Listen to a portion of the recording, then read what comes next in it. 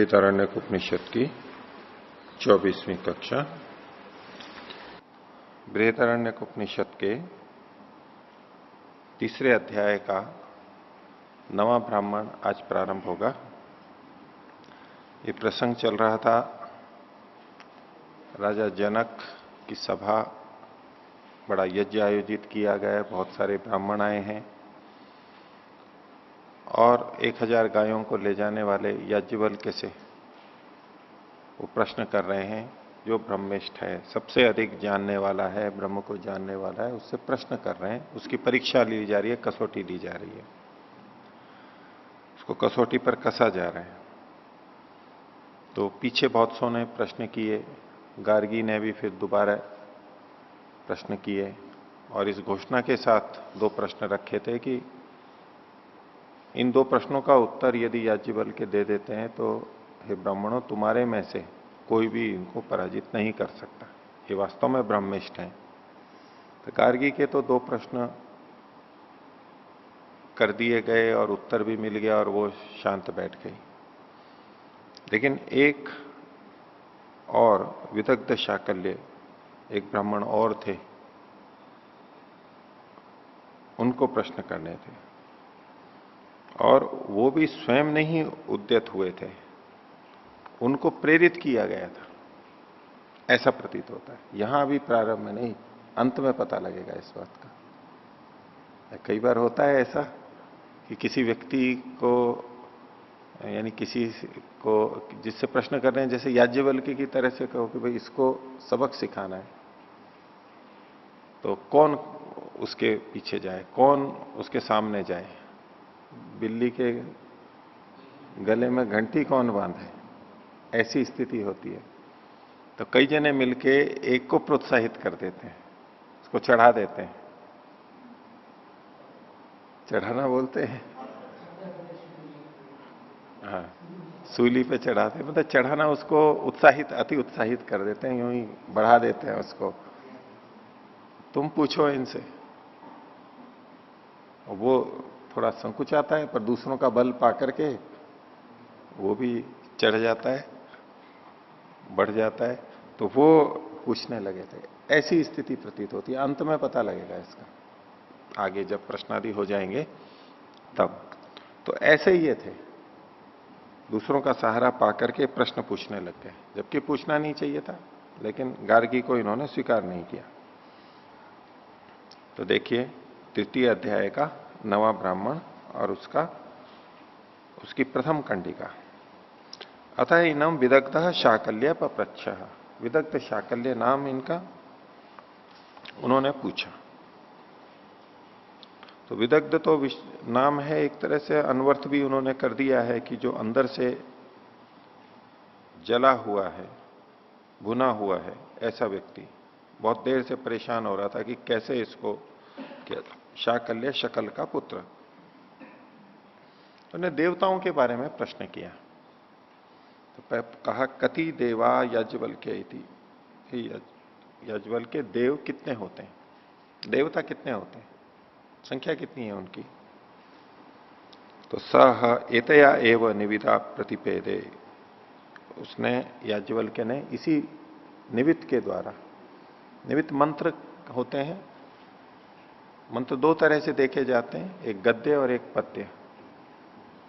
पद्य मतलब तो जो श्लोक जैसी रचनाएं होती हैं, जिसमें मात्रा आदि का कुछ गायन भी होता है, इस तरह से जो होते हैं। और एक लगातार लंबी पंक्तियां आती हैं, जैसे कि यजुर्वेद में मिल जाते हैं हमारे को। तो ऐसे जो गद्यमय मंत्र होते हैं उनको निवित कहा जाता है। तो इसी निवित के द्वारा उसने उत्तर दिया, प्रतिपादन किया। कौन सी? तो यावंतो वैश्वदेव से निवित उच्यंते, जितनी वैश्वदेव की निवित कही जाती है, वैश्वदेव, विश्वदेव, सारे देवताओं के बारे में जो निवित कही जाती है, उनका वर्णन मिलता है, उसी को ही उद्धृत करते हुए उत्तर दिया। क्या कहा? कितने हैं देवता? तो कहा त्रयश्च त्रिच शता, त्रयश्च त्रिच सहस्रा इति। तो त्रय मतलब तो 3 और त्रिच शता मतलब 300, तो 303 देवता है। एक तो ये कहा। फिर कहा त्रयश्च त्रिच सहस्रा इति, 3 और 3000, यानी 3003, और दोनों को मिला दें तो 3306। 303 कह दिए, 3003 कह दिए, तो 33,006, नहीं 3306, ठीक है, 3306, ये ऐसे देवता हो गए। ये 3 यहां पर मिल रहा है हमारा। तो ओम इति होवाचा, विदग्ध शाकल्य ने कहा ठीक है। ओम शब्द संस्कृत में हां के लिए आता है। अच्छा ठीक है, ओम, ठीक है, ओम। जैसे आजकल ओके बोल देते हैं, संक्षिप्त है वैसे, वो संक्षिप्ताक्षर है ओके, वैसे ओम हां के लिए बोला जाता है संस्कृत में। आम भी बोला जाता है, ओम भी बोला जाता है हां के लिए। ओम इति उवाचा, ठीक है। फिर प्रश्न कर दिया वो का वही, कतिएव देवा याज्ञवल्क्य के इति, याज्ञवल्क्य के कितने देव हैं? अरे उत्तर तो आ चुका था, लेकिन फिर वही प्रश्न किया, तो याज्ञवल्क्य फिर उत्तर दे रहे हैं। याज्ञवल्क्य ने कहा त्रयस्त्रिंशत इति, बोले 33 देवता है। अब अलग उत्तर दे दिया है, 3 संख्या यहां भी, दूसरी बार कह दिया 33 देवता है। तो विदग्ध शाकल्य ने कहा ओम इति होवाच, बोले हाँ ठीक है, पहले से भिन्न उत्तर होते हुए भी कहा कि ठीक है। फिर पूछ लिया कतिएव देवा याज्ञवल्क्य के, देव कितने हैं? तो उसने कहा षड इति, तो कहा ओम इति होवाच, उन्होंने कहा 6 देवता हैं। तो बोले अच्छा, का बोले ये भी ठीक है। तो देवों के ही अलग अलग जो वर्णन मिलते हैं, इतने देवता, उस सबको ये जानता है नहीं जानता है, ये करके उसने बार बार वो एक ही प्रश्न करता चला गया। अगर वो याज्ञवल्क्य नहीं जान रहा होता अलग अलग देवताओं के, तो कहता इसका उत्तर तो दिया ही है अभी आप, फिर वही प्रश्न क्यों कर रहे हो? फिर से वही प्रश्न किए जाने का तात्पर्य वो नहीं समझ पाता याज्ञवल्क्य, और इसने बस कह रहा कितने देव हैं, कितने देव हैं, कितने देव हैं, कितने देव हैं, पूछता चला गया। फिर पूछ लिया कतिएव देवा याज्ञवल्क्य इति, याज्ञवल्क्य ने कहा त्रय इति, 3 है। कहा ओम इति होवाच, बोले ठीक है। फिर पूछ लिया कतिएव देवा याज्ञवल्क्य इति, तो उसने कहा कि द्वौ इति ओम, 2 इति, 2 है। उसने कहा कि ओम इति होवाच, हाँ ठीक है। फिर पूछ लिया कतिएव देवा याज्ञवल्क्य, तो बोला कि अध्यर्थ इति, अध्यर्थ आधा अधिक, आधा अधिक 1.5, तो बोले 1.5 देवता है, अध्यर्थ है। अध्यर्थ नाम कहा, वैसे इसका तात्पर्य तो आगे बताएंगे, लेकिन 1.5 अर्थ भी होता है। तो ओम इति होवाच, तो बोले ठीक है। और फिर पूछ लिया कतिएव देवा याज्ञवल्क्य इति, मैंने कहा 1 इति, तो कहा ओम इति होवाच, 1 है। बोले हाँ ठीक है। इतनी बार बार बार प्रश्न किया है, 6 बार किया, 7 बार किया, एक ही प्रश्न को अलग अलग उत्तर दिए। अब इसके बाद में विदग्ध शाकल्य आगे और पूछ रहे हैं कि कतमे ते त्रयश्च त्रिच शता, त्रयश्च त्रिच सहस्रा इति। आपने जो सबसे पहला उत्तर दिया था, इसमें 3306, पहले 303 और फिर 3003, ये जो आपने बताए थे सबसे पहला जो उत्तर दिया था, वो कौन से हैं? गिनाओ तो, संख्या तो बता दी, अब गिनाओ। तो परेशान होने की बात नहीं है कि अब ये 3306 देवताओं को गिनाएंगे और हमें सुनना पड़ेगा देवताओं के नाम। तो याज्ञवल्क्य क्या कहते हैं? स होवाच महिमान एव एशाम एते त्रयस्त्रिंशत तु एव देवा इति। बोले ये तो देवताओं की प्रशंसा में कहा गया है कि वो इतने सारे होते हैं, वास्तव में तो 33 ही होते हैं। 303 या 3003 या 3306, ये जो संख्या कही, ये तो इनको बढ़ा करके कहा गया, बढ़ा करके कहा गया। इनकी महिमा को बतानी है, इतने शक्तिशाली हैं, इतने महत्वपूर्ण हैं, इतने बड़े हैं। वास्तव में तो 33 ही देवता हैं। भारत में कितने देवता वास करते हैं? भारत में कितने देवता वास करते हैं? 33 करोड़ देवता। करोड़ तो हम बोल देते हैं, नहीं तो वहां क्या 33 कोटि देवता। कोटि मतलब करोड़, ऐसा ना, 33 करोड़। भारत जब आजाद हुआ तब जनसंख्या कितनी थी भारत की? 33 करोड़ थी जिस समय आजाद हुआ। अभी तो 1 अरब 25 करोड़ के आसपास, 125 करोड़ के आसपास है। उस समय 33 करोड़ थी। अब ये 33 करोड़ कौन से देवता हैं, ये पता ही नहीं लगता था। तो कई लोग तो कहते थे ये देवभूमि है भारत, तो इसका हर मनुष्य, हर व्यक्ति एक देवता है, तो 33 करोड़ देवता है। व्यवहारिक उत्तर दे दिया ना। और एक है कि नहीं, ये तो नहीं, दूसरे 33 करोड़ देवता होते हैं। तो कोटि का मतलब प्रकार, कितने प्रकार के। कोटि मतलब करोड़ नहीं वहां पर। देवता कितने हैं बोले 33 प्रकार के हैं। एक हम कहें कि 33 देवता हैं, वो तो फिर संख्या 33 ही होगी। 33 प्रकार के हैं तो यानी एक प्रकार में उस जैसे और बहुत सारे मिलेंगे। प्रकार मतलब पशु कितने हैं भाई, आपके घर में कितने पशु हैं? मान लीजिए कुछ गायें हैं, कुछ भैंसे हैं, कुछ बकरियां हैं, कुछ भेड़ें हैं, कुछ घोड़े हैं, मान लो और भी हैं, इतने मान लो हमने किए, तो बोले कितने कितने पशु हैं? बोले 5 कोटि पशु हैं। अब 5 कोटि का मतलब 5 पशु हैं ये नहीं होगा, 5 प्रकार के। भाई 1 कोटि गाय की हो गई, एक भैंस की हो गई, एक बकरी की हो गई, एक भेड़ की हो गई, एक घोड़े की हो गई, 5 कोटियां हो गई। लेकिन इसका यह मतलब नहीं है कि 5 ही हैं, और 5 करोड़ भी नहीं है। 5 करोड़ भी नहीं है और 5 भी नहीं। एक एक में गायें तो गायें कई हैं, भैंसे तो भैंसे कई हैं, ऐसे सब कई कई हैं। तो ये 33 कोटि देवता हैं। जिन जिन देवताओं को कहा गया वो एक एक देवता कई कई प्रकार के, प्रकार मतलब वो कई होते हैं उस संग, इस दृष्टि से 33 कोटि देवता। मैंने कहा कि वास्तव में तो 33 देवता हैं। ये जो 3306 ये जो संख्या बताई गई, ये तो उनकी महिमा है केवल। जैसे सैनिकों के लिए भी कहा जाता है हमारा एक एक सैनिक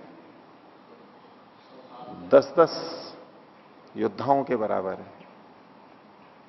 5-5 के बराबर है, 11-11 के बराबर है, ऐसे कुछ जो भी कहा जाता है तो वो प्रशंसा के अंदर कहा जाता है उनकी। तो ऐसे ये जो संख्या बताई गई है तो महिमा है उन देवताओं की। वास्तव में तो 33 ही देवता हैं, जो कि दूसरी बार उत्तर दिया गया था कितने देव हैं।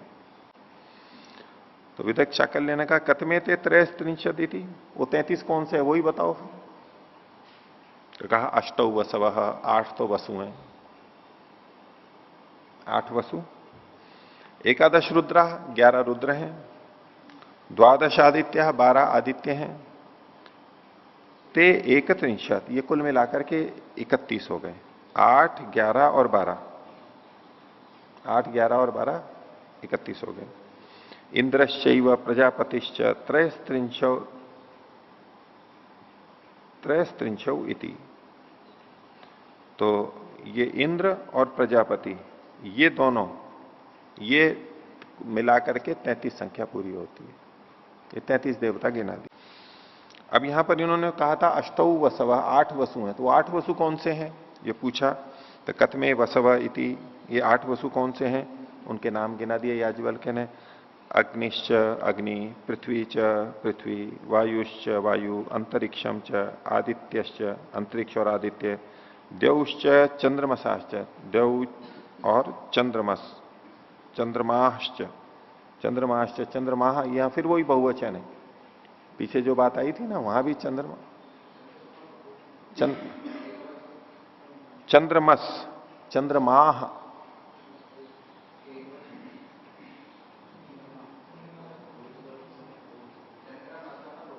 चंद्रमसह बहुवचन है, ठीक है। द्यौश्च चंद्रमाश्च वहां बहुवचन था पीछे। नक्षत्राणी च, नक्षत्राणी च और नक्षत्र, चैते वसव, ये सारे के सारे 8 वसु हैं। 8 वसु ये गिना दिए गए। आगे एतेषु, इनको वसु क्यों कहते हैं, तो उसका निरुक्त शैली से निर्वचन कर रहे हैं। एतेषु ही इदम सर्वम हितम इति, इन्हीं में सब कुछ रखा हुआ है। हितम धा धातु से धारण अर्थ में जो होती है उसका हितम, उसमें ये रखा हुआ है सारा, इनमें ये सब कुछ रखा हुआ है। इति तस्मात् वसव, इसलिए इनको वसु कहते हैं।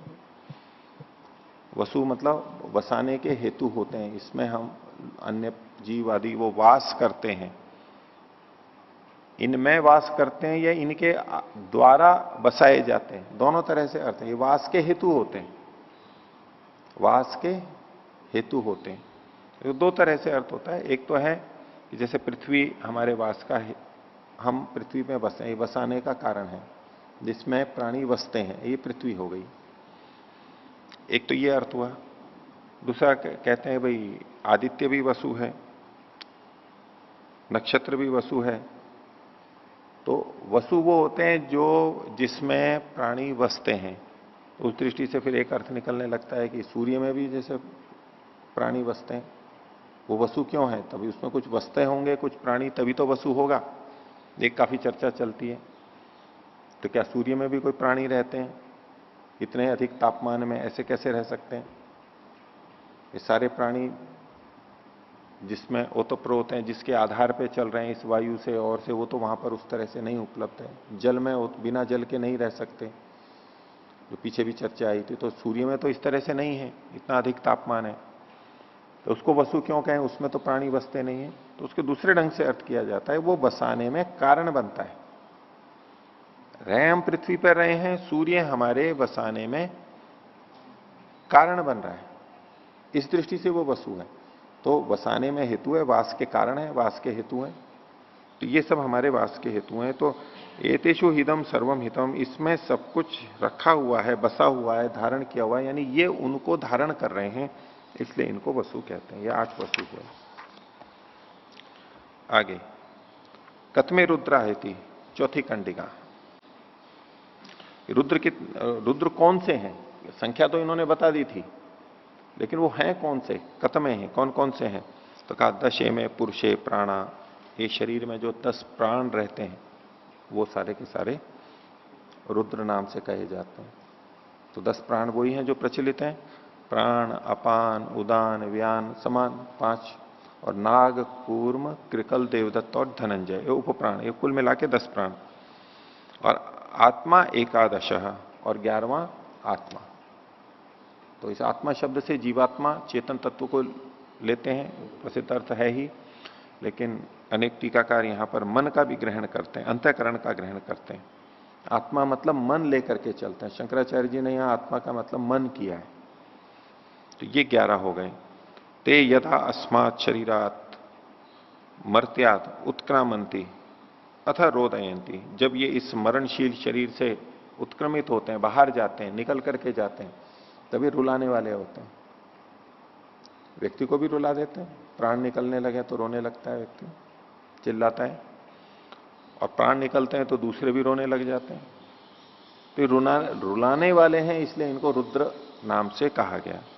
तो रोदयंती थी, तो तद यद रोदयंती तस्मात रुद्रायती, चूंकि ये रुलाते हैं इसलिए इनको रुद्र कहा जाता है। 11 रुद्र हुए। आगे कथम है आदित्य आई थी, इनमें से कौन कौन से आदित्य हैं? तो कहा 12 वही मासा संवत्सरस्य, वर्ष के जो 12 महीने होते हैं ये 12 आदित्य हैं। आदित्य 12 बताए थे, 33 देवताओं में 12 आदित्य, वो 12 महीने। तो 12 वही मासा संवत्सरस्य, एते आदित्य, इन्हें आदित्य कहते हैं। एते ही इदम सर्वम आददाना यंती, ये सबको लेते हुए, आददाना लेते हुए, यंती जाते हैं, चलते हैं, सबको लेते लेते चलते हैं। एक कथन है, इस दृष्टि से देखने का है। वैसे तो वाहन है नहीं ये, लेकिन महीने हैं तो महीने बीतते हैं, तो महीने के साथ साथ हम भी तो चलते चले जाते हैं। जनवरी अगर चल रहा हो, ये तो आधुनिक ढंग से हो गया, खैर आजकल जनवरी, फरवरी, मार्च, वैसे हमारी दृष्टि से जो प्राचीन देखेंगे तो चैत्र, वैशाख, ज्येष्ठ, आषाढ़ आदि हो गए, या तो दूसरे वेदोक्त जो महीने हैं 12 महीने। तो एक महीने में हम चल रहे हैं अभी, एक महीने से दूसरा महीना आया तो हम पिछले महीने में थोड़ा रह जाते हैं, हम भी अगले महीने में आ जाते हैं। हर चीज, मकान आदि सब नए वर्ष में, नए दिन में, ये सब चलते चले जाते हैं। तो ये सबको लेते हुए चलते हैं, किसी को छोड़ के तो जाते नहीं है। तो छूट जाता है, अलग हो जाता है तो अलग बात है वैसे, लेकिन जो रहती हैं चीजें वो सब साथ साथ चलती हैं, यानी उस महीने के अंतर्गत आती जाती हैं। एक तरह से ये परिकल्पना है कि ये सबको साथ में लेकर के चलते हैं, सबके लिए होते हैं। पहले पाश्चात्यों के यहां पर 10 महीने हुआ करते थे ऐसा। मार्च से प्रारंभ करते हैं। मार्च का मतलब वो जैसे प्रथम प्रथम को मार्च के रूप में कहा जाता है, तो मार्च से दिसंबर तक होता था।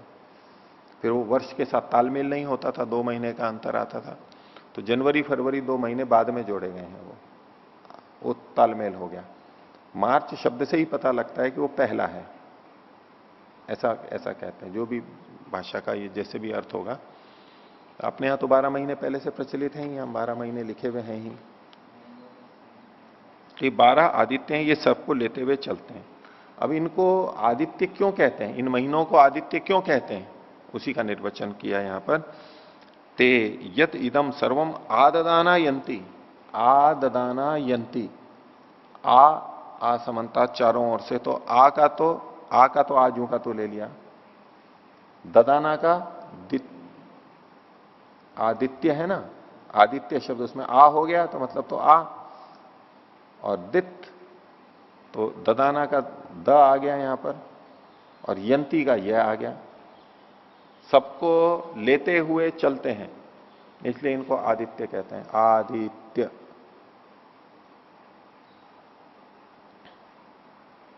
सर्वम आददाना यंती इति। ये जो आजकल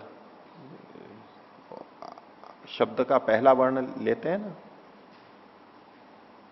शब्द का छोटा छोटा अक्षर जो लेते हैं, कोई नाम हो बड़ा तो उसका छोटा सा लेते हैं ना, जैसे मान लो पश्चिम रेलवे तो प रे, वेस्टर्न रेलवे WR, ऐसे जो ये लेते हैं ना छोटा छोटा, ऐसे ये शब्द ऐसे बहुत सारे बने हुए हैं पहले से, इधर उधर से लेकर के थोड़ा सा वहां से लिया, थोड़ा सा वहां से लिया, और एक शब्द बन गया शॉर्ट फॉर्म, छोटा जो नाम होता है। ये आदित्य कैसा हो गया, आददाना यंती, इतना बड़ा कहने की जगह आदित्य।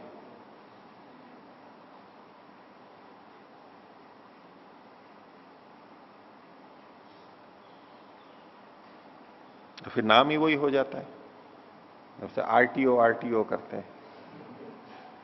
अब ठीक है, वैसे तो शॉर्ट फॉर्म है RTO,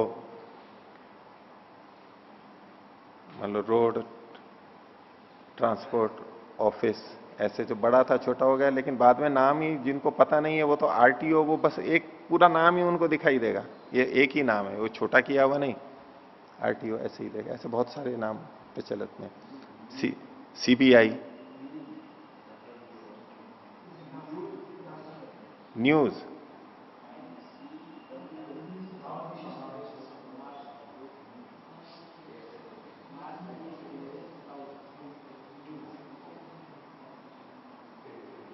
ऐसे आपकी आवाज मेरे को सुनाई नहीं देगी। आपके पास में माइक है? न्यूज शब्द जो है NEWS, NEWS, news, north east west south, north east west south, चारों दिशाओं को मिला के ये न्यूज बनना है। न्यूज वास्तव में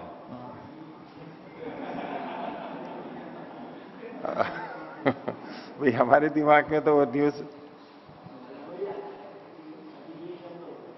अब न्यूज हो गया, तो उसका इससे क्या लेना देना है, 4 दिशाओं के नाम, और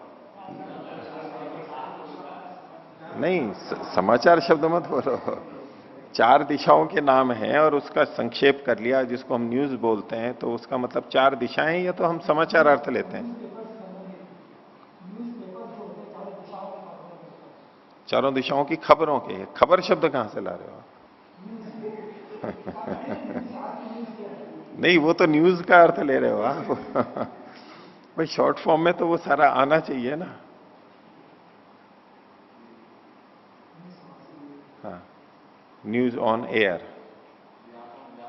न्यूज ऑन एयर बोलते हैं ना, न्यूज ऑन एयर, वो एयर को कहते हैं all India radio, AIR, AIR, उसका AIR के संवाददाता, कॉरेस्पॉन्डेंस, AIR कॉरेस्पॉन्डेंस इत्यादि वो बोलते हैं ना, AIR न्यूज ऑन एयर। तो यूं तो न्यूज ऑन एयर का मतलब हम यूं हवा लेते हैं जैसे हवा में आ रही है, क्योंकि वो लहरें ऐसे ही हवा में होते हुए तो आती हैं तरंगे, न्यूज ऑन एयर। तो वास्तव में एयर का मतलब ऑल इंडिया रेडियो करते हैं वो, AIR, all India radio air. तो ऐसे जो भी शब्द हैं तो ये तो पहले से प्रचलित है। तो आदित्य मतलब सर्वम आददाना यंती तस्माद आदित्या इति। अब तो 3 का तो बता दिया समूहों का, अब इंद्र का था और प्रजापति का था। तो बोले कतमा इंद्र, इंद्र कौन है, और कतमा प्रजापति, प्रजापति कौन है। तो उत्तर दिया स्तनयित्नु एव इंद्र। इंद्र देवता हम किसको कहते हैं वैसे, इंद्र वृष्टि का देवता माना जाता है। वृष्टि होती है, बोले इंद्र देवता बरस रहे हैं, इंद्र देवता बड़े खुश हैं, प्रसन्न हैं। बारिश होती है, इंद्र देवता माने जाते हैं। तो बोले इंद्र कौन है, तो स्तनयित्नु रेव इंद्र, ये जो गरज होती है ना ऊपर, गरजता है, वो विद्युत नहीं कह रहे हैं अभी स्तनयित्नु कह रहे हैं। ये जो गड़गड़ाहट होती है, गरजने वाला जो है वो इंद्र है। क्योंकि इंद्र कहां बैठा है, बारिश हो रही है, इंद्र देवता बरसा रहा है, तो कहां बैठा है, उसका घर कहां है, तो बोले बादलों में। बादलों में कौन, ये जो गरज रहा है इंद्र देवता ही तो गरज रहा है। तो ये जो आवाज करने वाला है स्तनयित्नु, वो इंद्र है। और फिर प्रजापति कौन है, बोले प्रजाओं का पालक कौन है, तो बोले यज्ञ प्रजापति रीति, ये यज्ञ ही प्रजाओं का पालक है। प्रजापति को समझाना था, प्रजापति देवता कौन है, बोले यज्ञ प्रजापति है। यज्ञ को देखो कितना बड़ा स्थान दिया गया, प्रजापति। क्यों, क्योंकि यज्ञ प्रजाओं का पालन करता है, यज्ञ से प्रजाओं का पालन होता है। यज्ञात भवति पर्जन्य, पर्जन्यात अन्न संभव, और फिर अन्न से प्राणी होते हैं और बाकी सब सारा चलता है। तो यज्ञ को प्रजापति की स्थान पे दिया गया, और यज्ञ चलता है तो प्रजाओं का पालन होता रहता है। अब यज्ञ चाहिए होम आदि हो या तो दूसरे परोपकार आदि हो, वो यज्ञ चलेंगे तो प्रजाओं का पालन होता रहेगा, नहीं तो नहीं होगा। अब परिवारों में बच्चों को पाल पोस के बड़ा किया जाता है, वो भी यज्ञ है। कोई अकेला व्यक्ति भी भोजन आदि करता है, वो भी यज्ञ है, पीछे आया ही था। तो यज्ञ तो चलेगा ही, बिना यज्ञ के तो प्रजाओं का पालन ही नहीं हो सकता। तो बोले प्रजापति कौन है, यज्ञ है। यानी प्रजापति में प्रजापतित्व क्यों आया, क्योंकि वो यज्ञ करता है। तो यज्ञ ही प्रजापति है, यज्ञ है प्रजापति रीति। तो एक एक उत्तर दे दिया, लेकिन विदग्ध शाकल्य अभी संतुष्ट नहीं है, वो और पूछ रहे हैं। तो इंद्र के लिए कहा था, उसने कहा ये स्तनयित्नु इंद्र है। तो उसने कहा कतमः स्तनयित्नु, कौन सा स्तनयित्नु, तो कौन सी आवाज, तो बोले अशनि रीति, बोले जो बिजली है ना वो है। बिजली कड़कती है तो आवाज आती है, बिजली चमकती है आवाज आती है, उसके साथ साथ जुड़ी भी बात है ये। तो बोले ये वाली बिजली। तो इंद्र, स्तनयित्नु और अशनि तक यहां पर ले आए कि ये इंद्र देवता हो गए। और कतमो यज्ञ इति, यज्ञ कौन है, यज्ञ कौन है भाई, यज्ञ को भी तो बताओ। तो उन्होंने उत्तर दिया यज्ञ इति पशवा इति, जो पशु हैं वो यज्ञ है। अब ये नीचे उतर के आगे हम पशु को तो यूं ही मूर्ख और निरामूर्ख और व्यर्थ का मानते हैं। तो प्रजापति है यज्ञ, और यज्ञ कौन है, बोले पशु सारे यज्ञ हैं। ये सब पशु यज्ञ कर रहे हैं। अब पशु कौन, पश्यति इति पशु, जो भी देखता है। मनुष्य भी पशु है यूं तो, ये तो और भी पशु हैं, लेकिन अन्यों को भी ले लें तो इन सब में यज्ञ चल रहा है, इन पशुओं में। इस संसार के उपकार के लिए कुछ ना कुछ करते रहते हैं, ये अपना कुछ ले लेते हैं वहां से जितना लेना है, और संसार का उपकार करते रहते हैं। पेड़ पौधे कुछ और बनाते रहते हैं, अन्य पशु भी कुछ और बनाते रहते हैं, इससे जीवन चलता रहता है, उपयोग होता रहता है, दूध बनाते हैं और है, ये सारी चीजें होती रहती हैं। तो एक तरह से तरह तरह के रसायन बनाते हैं, उनसे बहुत सारी चीजें प्राप्त होती हैं, औषधि के रूप में, भोजन के रूप में। ये सारा का सारा चल रहा है। और आजकल तो बहुत सारे रसायन, औषधियां जीवाणुओं से बनाई जाती हैं। सूक्ष्म जीव होते हैं, वो उसका उत्पादन करते हैं। ऐसे होते हैं, वो बनाते रहते हैं, वो उनका काम ही है, फैक्ट्री की तरह काम करते हैं। जैव फैक्ट्रियां हैं ये, जीवित फैक्ट्रियां हैं ये। गाय भैंस आदि क्या है? जीवित फैक्ट्री तो है, दुग्ध उत्पादन की का यंत्र ही तो है। खाएगी, करेगी, दूध देगी, ये करेगी, सारा का सारा। तो ये सारे जो पशु हैं यज्ञ के रूप में है। यज्ञ क्या, कुछ उत्पादन हो रहा है, लोगों का हित हो रहा है, इससे प्रजाओं का पालन हो रहा है। ये सारे के सारे पशु यज्ञ की दृष्टि से लिए गए और वो प्रजाओं का पालन कर रहे हैं, प्रजाओं के पालन के लिए बनाए गए हैं। तो 33 देवता कौन से हैं, ये उत्तर दे दिया। अब यह जब वो पूछ रहे हैं कथमे षडिति, ये जो 6 देवता कहे थे वो कौन से हैं? तो गिनाया अग्निश्च पृथ्वी च, अग्नि और पृथ्वी, वायुश्च अंतरिक्षम च, वायु और अंतरिक्ष, आदित्यश्च द्यौश्च इति, आदित्य और द्यौ, द्युलोक, एते षडैत, एते षट, ये 6। एते ही इदम सर्वम षडिति, ये सारे ही 6 हैं। ये जो जितनी भी चीजें हैं वो सब इन 6 के अंतर्गत ही आ जाती हैं। उधर 33 कहे थे, वो सारी की सारी चीजें इन 6 के अंतर्गत ही आ जाएंगे जब 6 देवता कहेंगे। तो ये जो 6 देवता कहे हैं, 3 तो लोक कहे गए हैं, और इन 3 लोकों के जो देवता माने गए हैं वो 3 एक एक देवता कहे गए हैं। जैसे कि पहला था अग्निश्च पृथ्वी च, तो पृथ्वी तो लोक है और पृथ्वी लोक का देवता अग्नि को माना गया। निरुक्त आदि में चर्चा आती है। वायुश्च अंतरिक्षम च, अंतरिक्ष लोक है बीच वाला, और उसका देवता वायु को माना गया। और आदित्यश्च द्यौच इति, द्युलोक है, उसका देवता आदित्य को माना गया। तो 3 लोक और उन 3 के उनके देवता, इन 6 को मिलाकर के 6 देवता के रूप में कहे गए। उन लोकों को भी देवता के रूप में कहा गया। उन लोकों के अपने अपने 3 एक एक देवता है, 3 देवता हैं। तो देव और लोक मिलाकर के 6 देव कहे गए हैं। आगे तो कथमे ते त्रयो देवा इति, फिर पूछा कि आपने 3 देवता भी कहा था, वो 3 देवता कौन से हैं? तो कहा इमे एव त्रयो लोका, ये जो 3 लोक हैं यही 3 देवता हैं। 3 लोक कौन से? जो पीछे 6 बताए थे उसमें जो 3 लोक थे, पृथ्वी लोक, अंतरिक्ष लोक और द्युलोक, ये 6 में से जो 3 लोक कहे गए, ये 3 लोक ही 3 देवता हैं। पीछे भी इन लोगों को देव कहा गया था, देवता कहा गया, यहां भी अलग से कहा गया। आगे क्यों इनको देवता कहते हैं? येषु ही में सर्वे देवा इति, ये सारे देव इन्हीं में रहते हैं, इसलिए इन्हीं को देव कह दिया गया। फिर पूछा कतमऊ तौ द्वौ देवौ इति, आपने कहा था देव कितने, तो 2 भी कहे थे। वो 2 देव कौन से हैं? जब 2 देवताओं को 2 मानेंगे तो वो कौन से हैं? तो कहा अन्नम चैव प्राणश्च इति, अन्न और प्राण ये 2 देवता हैं। हमारे निकट के हो गए। अन्न और प्राण, अन्न खाते हैं और प्राण वायु लेते हैं हम, इसी से हमारा जीवन चलता है। ये देवता हैं, हमारे को देते रहते हैं, जीवन चलाते रहते हैं। आगे पूछा कतमो अध्यर्ध इति, बोले 1.5 देवता कौन सा है? अध्यर्ध देवता कौन सा है? तो कहा योयम पवते इति, जो ये बह रहा है ना, ये वायु, ये 1.5 देवता है। तो 1.5 देवता कहां से हो गया? कितना कहे वायु को? वायु को कितना कहें?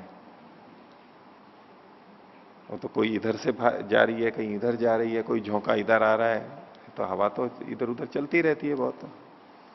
नीचे किसी और चल रही है, ऊपर किसी और तरफ चल रही है, ये सब देखा जाता है। कितनी वायु, कौन सी कहें? 1.5 कैसे कहा इसको? ये तो एक ही दिखाई दे रही है, या तो एक ही मानो इसको। तो इसलिए आगे प्रश्न किया कंडिका में, तदाहुर यद अयम एक एव इव पवते, तो उसने कहा कि ये तो एक ही की तरह से बह रही है, एक ही तो है ये, 1.5 कहां से है? अध्यर्ध कैसे है?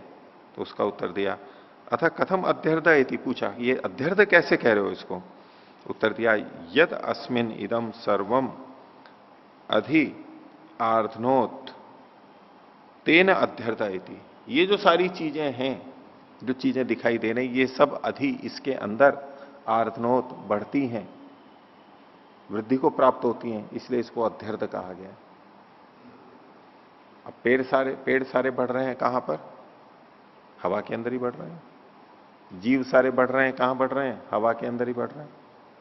सब चीजें जो ये बढ़ रही हैं, जीव लोग सारा का सारा, तो ये जिसमें सब जने बढ़ते हैं, जिसके होने पर सब बढ़ते हैं, तो इसलिए इसको अध्यर्ध नाम से कहा गया। वास्तव में तो ये एक ही है। फिर पूछा कथमा एको देवा इति, वो एक देव कौन सा है? आपने कहा था एक देव है, तो कहा कि प्राण इति, प्राण ही वो एक देव है। एक प्राण शब्द से क्या तात्पर्य? पीछे दो प्राण, दो कहे थे देवता, अन्न और प्राण, वहां भी प्राण शब्द था। ये प्राण कौन सा है? तो उसका उत्तर दे रहे हैं स ब्रह्म त्यत इति आचक्षते। ये जो प्राण है इसको ब्रह्म या त्यत इस नाम से कहा जाता है। त्यत वो थोड़ा दूर के लिए कहा जाता है, वह परोक्ष जो होता है उसके लिए त्यत शब्द का प्रयोग किया। ये प्राण का मतलब है ब्रह्म। तो प्राण शब्द ब्रह्म के लिए, परमात्मा के लिए भी आता है, और बाकी इंद्रियों के लिए, मन के लिए, आत्मा के लिए, वायु के लिए, श्वास के लिए, ये सब पीछे हम देख चुके हैं। वहां पर भी भिन्न भिन्न अर्थों में प्राण शब्द का प्रयोग होता है, यहां ब्रह्म के लिए प्रयोग किया गया है। तो इतना तो बता दिया याज्ञवल्क्य ने। अब विदग्ध शाकल्य जैसा अपना जानते थे उसके हिसाब से पूछने लगे, क्या तुम उसको जानते हो? क्या तुम उसको जानते हो? ब्रह्म की बात चल रही थी, पुरुष की बात चल रही थी। बोले उस पुरुष को जानते हो तुम? जानते हो नहीं जानते हो? ऐसे करके एक एक तरह से वो पूछता जाएगा और याज्ञवल्क्य उत्तर देंगे। पीछे बृहदारण्यक उपनिषद में ही दूसरे अध्याय के प्रथम ब्राह्मण में अजात शत्रु और दृप्त बालाकी की एक कथा आई थी। तो जिसमें दृप्त बालाकी अजात शत्रु के पास में ब्रह्म को सिखाने के लिए गया था, बताने लगा कि ये जो आदित्य में पुरुष है वो ये वो ही है। तो अजात शत्रु ने कहा नहीं, ये तो ये नहीं, ये तो मैं जानता हूं, इससे तो ये लाभ होते हैं, ये अलग चीज है। ऐसे 2, 3, 4 बताता गया। बोले ये तो मैं जानता हूं। लगभग ऐसा ही यहां पर भी है। वो दृप्त बालाकी था, दृप्त था, वो भी अपने गर्व से, जैसे दंभ से युक्त होता है, गर्वित होता है, उसको दृप्त बोलते हैं। और ये विदग्ध था।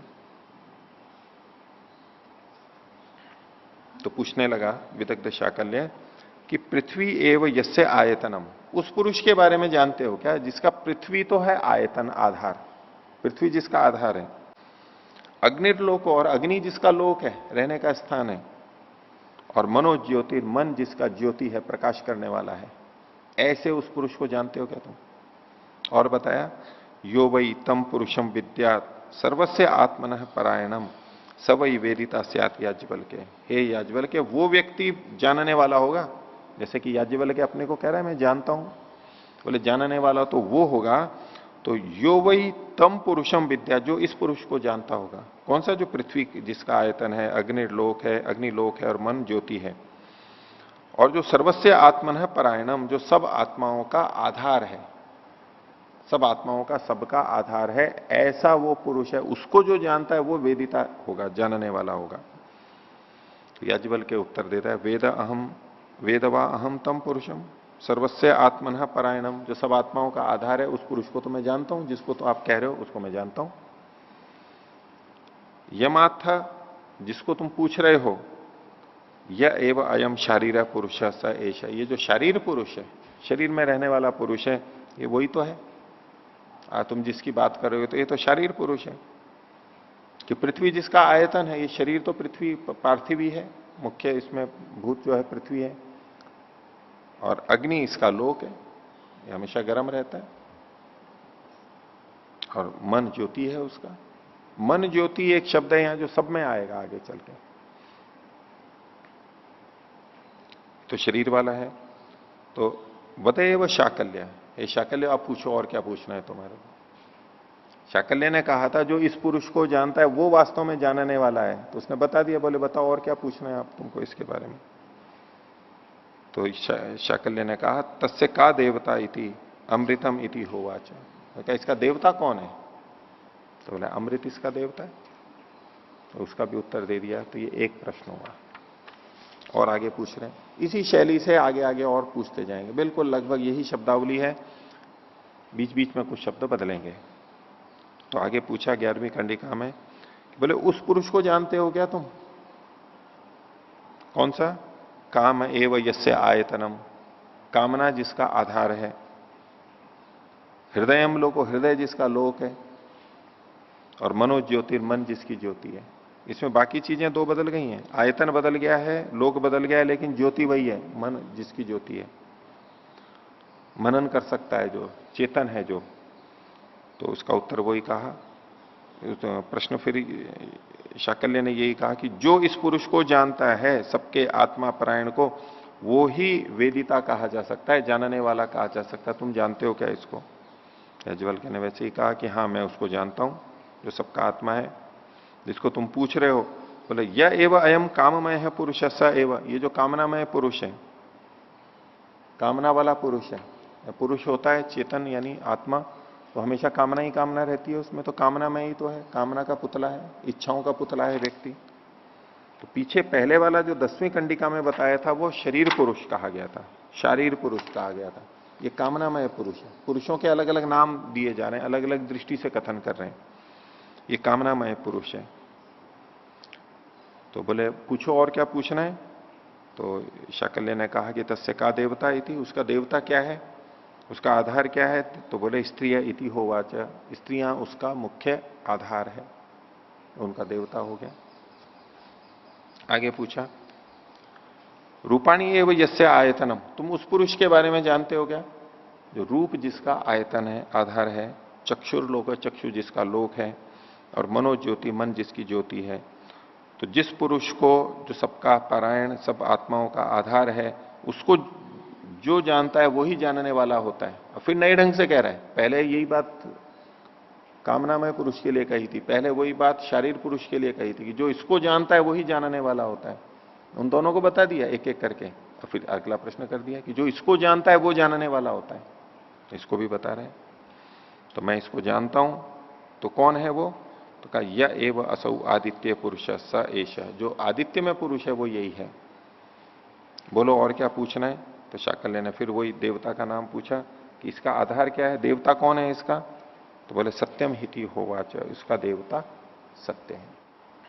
आगे फिर पूछा कि आकाश एवं आयतनम, क्या तुम उस पुरुष के बारे में जानते हो जिसका आयतन आकाश है, श्रोत्र जिसके श्रोत्रम लोक हो, श्रोत्र जिसके लोक हैं, कान लोक हैं, और मनोज्योतिर्मन जिसकी ज्योति है। जो इस सबकी आत्मा पारायण पुरुष को जानता है वही वास्तव में जानने वाला होता है। याज्ञवल्क्य ने वैसे ही कहा कि मैं इसको जानता हूं।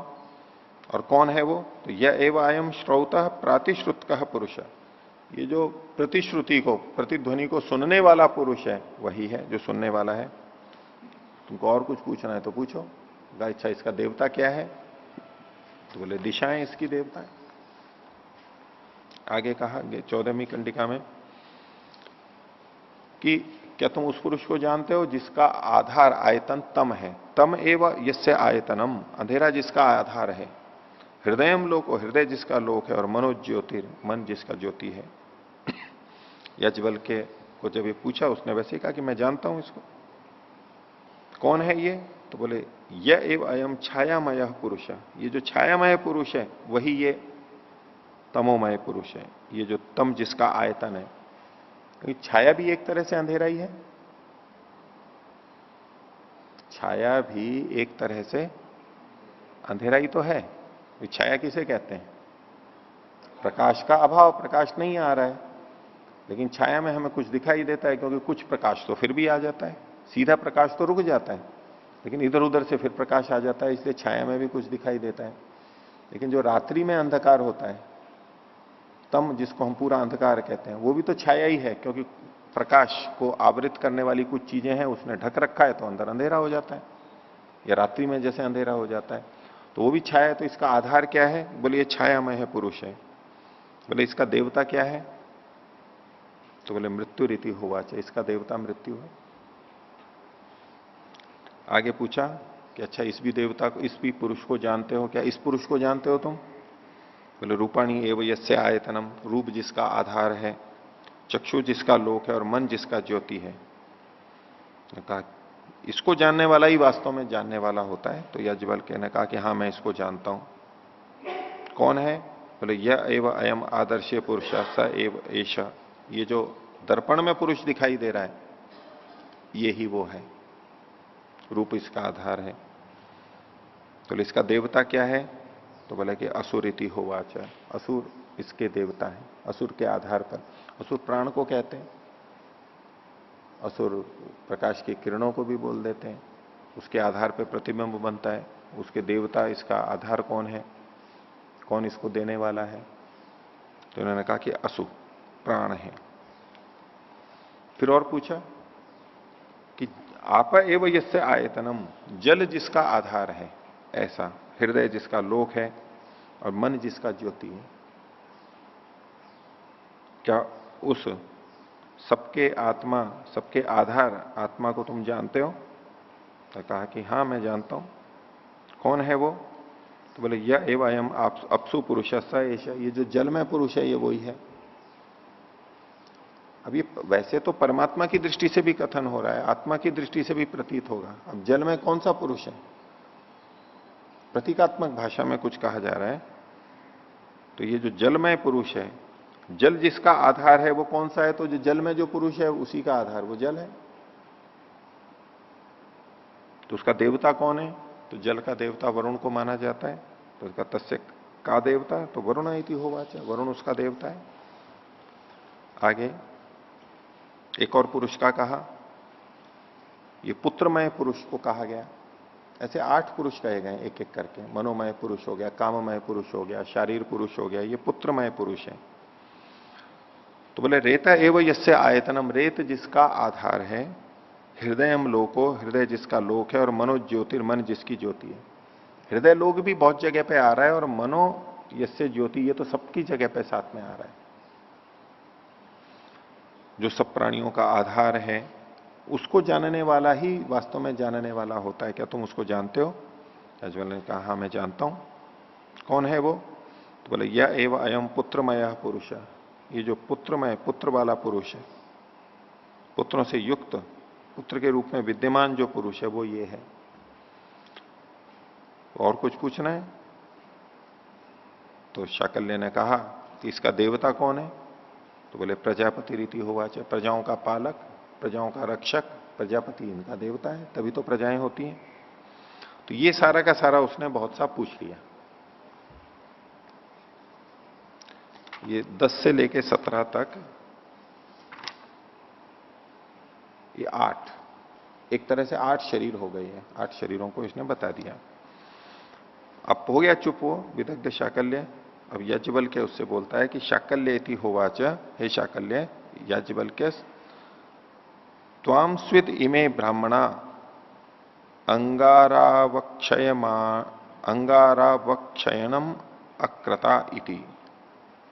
तो बोले हे शाकल्य, याज्ञवल्क्य ने उसको कहा कि तेरे को इमे ब्राह्मणा, इन ब्राह्मणों ने अंगार अवक्षयनम, ऐसे अंगारे जो कि क्षय को प्राप्त हो रहे हो, यानी जो राख बन रहे हो। एक तो अंगारा बिल्कुल धधकता हुआ होता है, एक उस पर धीरे धीरे राख आ जाती है, थोड़ा गर्म तो होता है लेकिन कम हो जाता है, कम हो जाता है और राख हो जाती है, बुझने की तरह से आ जाता है। बोले नहीं, ब्राह्मणों ने तेरे को बुझता हुआ अंगारा बना दिया है। एक तरह से उसका उपहास हो रहा है, व्यंग किया जा रहा है उस पर। उसमें जो जितना जोश था ना, उभार था उसमें, वो प्रश्न पूछता गया, वो उत्तर देते गए, देते ये कोई प्रश्न तो ऐसे उत्साह में किया हो कि इसका उत्तर तो कोई नहीं दे सकता। अगर कोई ऐसा प्रश्न रखता है कभी सभा में या और किसी बैठक में, तो ऐसा होता है ना जैसे कि बहुत उत्साहित होता है वो, और विजयी है, विजयी मैं होने वाला हूं, इसका उत्तर किसी को नहीं पता है, वो बहुत उत्साह से प्रश्न को रखता है विजयी भाव से, और कोई उत्तर दे देता है तब मुरझा जाता है ना।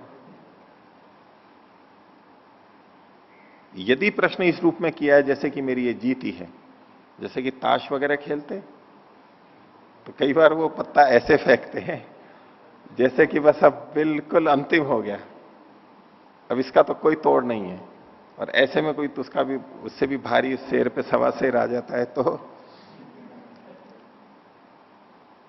वो ऐसे जैसे कि एक धधकता हुआ अंगारा, उज्ज्वलित अंगारा राख से युक्त हो जाता है, मंद पड़ जाता है, उसका तेज कम हो जाता है, कुमला जाता है, ऐसा हो जाता है।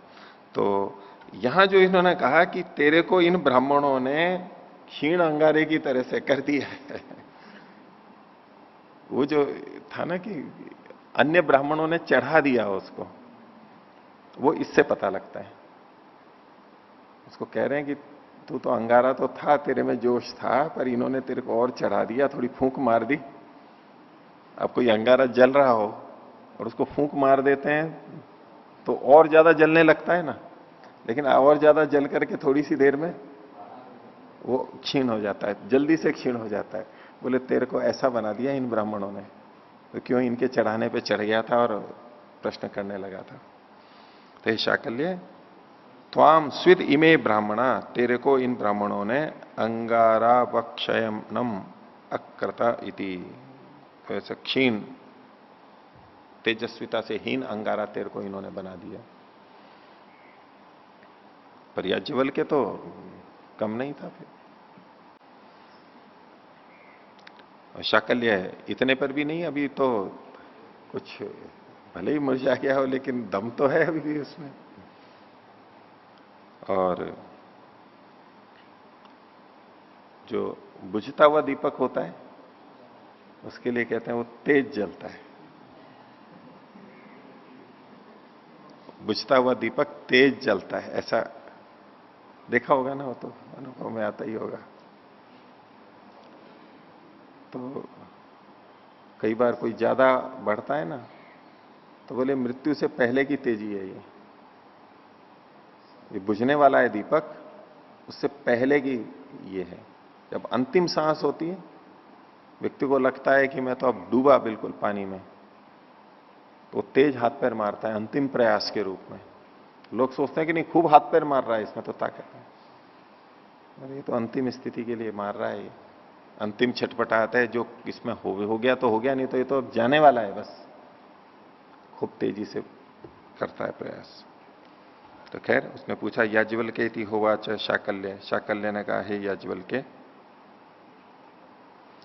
यदिदम कुरु पंचालानाम ब्राह्मणान अत्यवादी, ये जो तूने कुरु और पांचाल के ये जो ब्राह्मण थे इनका तूने अतिक्रमण किया है, इनको तिरस्कृत किया है, तिरस्कृत कर दिया ना, क्योंकि खुद को अपने को सबसे अधिक ज्ञानी बता दिया तो दूसरों को तिरस्कृत कर दिया। न तिरस्कृत किया या दूसरे तिरस्कृत हो गए ये एक अलग बात है, लेकिन तिरस्कृत कर दिया ना, एक को अगर कर लिया बढ़ा तो दूसरों को तिरस्कृत कर दिया। तो उसने बोले ये जो तूने इन सबको तिरस्कृत किया, किम ब्रह्म विद्वान, तो क्या तू ब्रह्म को जानता है? तो कौन से ब्रह्म को जानता है? काय का ब्रह्म को जानता है, अर्थात तू ब्रह्म को नहीं जानता, क्या जानता है तू? ऐसा वो बोल रहा है। हालांकि तो उसने पीछे शांत हो गया था, लेकिन फिर भी अभी है उसमें। किस ब्रह्म को जानता है तू? अपने आप को यूं ही ब्रह्म वाला कर रहा है और औरों को तिरस्कृत कर दिया इन ब्राह्मणों को। अब ये जो इस तरह की भाषा प्रयोग की जाती है ना लोक में भी, जैसे याज्ञवल्क्य ने विदग्ध शाकल्य को चुप तो कर दिया, और फिर साथ में क्या जोड़ दिया कि ये इन ब्राह्मणों ने तेरे को क्षीण कर दिया है, अतः संकेत उसको दिया है कि ये इन्होंने तेरे को चढ़ा दिया है, सूली पे चढ़ा दिया, खुद तो आराम से बैठे हैं, तेरे को चढ़ जा बेटे सूली के ऊपर, खुद आराम से बैठे, उसको आगे कर देते हैं ना ऐसे। तो आ तो गया, फिर बाद में वो बता रहे थे कि ये तेरी दुर्दशा इनके कारण से हुई, वो उनकी बता रहे, जो पीछे से बल देते हैं ना उनके बारे में बता रहे हैं कि इनके कारण से ऐसा हुआ है। तो उससे अलग करने का एक प्रयास होता है, भाषा में ऐसा बहुत करते हैं कि ये तुम्हारी जो स्थिति है ना इनके कारण से हुई है, उसको बोध देते हैं कि तो जिनको अपना समझ रहे हो ये तो उनके कारण ही तुम्हारी ये स्थिति बनी। अब ठीक है, लेकिन विदग्ध शाकल्य तो पूरी प्रतिस्पर्धा में था, तो अकेले तो जाया नहीं जाता है ना, तो अन्यों का सहारा लेते हुए, ये नहीं कह रहे कि तुमने मेरा अपमान किया, मेरा अपमान किया तो वो तो अकेला हो जाएगा फिर व्यक्ति। याज्ञवल्क्य से सीधा कहे कि तुमने मेरा अपमान किया है, ऐसा नहीं, अब बल कैसे प्राप्त करें? तूने पूरे कुरु और पांचालों का, ब्राह्मणों का अपमान किया है, तिरस्कृत किया है उनको, अब सबको ले लिया ना। अब समाज में बहुत सारे झगड़े होते हैं, वो व्यक्ति उसको व्यक्तिगत होते हैं, उसको समाज पे, वर्ग पे ले लेता है। किसी एक के साथ झगड़ा होता है और वो जिस भी वर्ग का है, जिस समाज का है, उसको पूरे पे वो हमला माना जाता है और वो उसको उस तरह से रंग देते हैं। विदेश में है, मान लीजिए एक भारतीय पे हमला कर दिया, भारत वालों का तो इतना नहीं होता, मान लो अमेरिका का देखो, किसी कई देशों में जहां पर है, वहां का एक नागरिक अगर मर जाता है तो पूरा देश साथ में खड़ा होता है। उनको लगता है कि जैसे हमारे को मार दिया इसने, हमारे आदमी को मार दिया, और उसको बहुत गंभीरता से लेते हैं। जैसे कि एक खिलाड़ी हार जाए तो जैसे कि पूरा देश हार जाता है। एक क्लब के लोग, फुटबॉल वाले हार जाते हैं तो उसके प्रशंसक जितने भी हैं, हजारों करोड़ों में, वो लगते हैं जैसे हमारे को हरा दिया इन्होंने, वो अपमानित हो जाते हैं। और जीत जाने पे भी ऐसा ही, अच्छा भी होता है, दूसरा भी होता है। तो जब व्यक्ति अकेला कमजोर होता है ना, तो वो उस बात को सब पे फैला देता है। मान लीजिए किसी राजनेता की, अधिकारी का कोई अपमान कर दे, बोले तूने राजनेता अधिकारी का अपमान नहीं किया है, राजनेता है तो बोले तूने पूरी पार्टी का अपमान किया है, क्योंकि वो पार्टी का प्रतिनिधि है, उस दल का। अधिकारी का किया तो तूने शासन का अपराध किया है, मेरा नहीं। एक पुलिस वाले को कहो तो पुलिस प्रशासन का अपमान किया है। वो उसी रूप में प्रस्तुत भी करते हैं और उसी रूप में फिर रक्षा भी करते हैं। ये सारा बहुत व्यापक रूप से समाज में चलता है। तो कभी व्यक्ति अकेला होता है तो वो सबका ले लेता है, अकेले का नहीं। हुआ अकेले का है, मान लो कुछ भी कर दिया उसने गलत, घर पे आके वो बोलेगा ये हमारे कुल का अपमान है, पूरा घर पे आके सबको कैसे बढ़ाए, सबको साथ में कैसे ले वो। तो साथ में लेने का एक तरीका है, वो अपने पे ना करके, स्वार्थी ना रह करके वो परार्थी हो जाता है, संकुचित ना रह के अपने को विस्तृत कर देता है। तो जब संकुचित भाव को छोड़ के हम विस्तृत होते हैं तो हमारे को बल अधिक मिलता है ना, संकुचित रहेंगे तो कम बल मिलेगा। तो वो अपने को विस्तृत कर देता है। ये पूरे कुल का अपमान है, ये पूरे गांव का अपमान है, ये पूरी जाति का अपमान है, ये पूरे देश का अपमान है, ये पूरी हमारी सेना का अपमान है, इत्यादि उसके साथ में ले लेते हैं। तो ये भी कुशल था, विदग्ध शाकल्य। आज भी ये लोग करते हैं, पहले भी करते हैं। तो बोले ये जो पूरे कुरु और पांचालों का तूने जो अपमान किया है, ठीक है वो भी था, वो अपना भी ले सकता है, लेकिन सबको लेके साथ में चल रहा है। क्या जानता है किम ब्रह्म विद्वान थी? अविदग्ध शाकल्य जो जानता था उसको प्रस्तुत करते हुए कह रहा है, मैं ये जानता हूं। क्या? दिशो वेद, मैं सारी दिशाओं को जानता हूं। सदेवाह, और देवों से युक्त दिशाओं को जानता हूं, उन दिशाओं के कौन कौन से देव हैं। सब प्रतिष्ठा थी, और उन देवों की प्रतिष्ठा क्या है वो भी मैं जानता हूं। यद दिशो वेद था सदैवा सब प्रतिष्ठा, क्या तू भी इन दिशाओं को और उनके देवों को और सब प्रतिष्ठा को जानता है? जानता है तो बोल। अपने आप को बहुत बड़ा समझ रहा है और सब देव, सब ब्राह्मणों को तिरस्कृत कर दिया है, इनको तू जानता है तो बोल। अब इसका उत्तर याज्ञवल्क्य आगे देंगे। आज का पाठ इतना ही रखते हैं। प्रणत।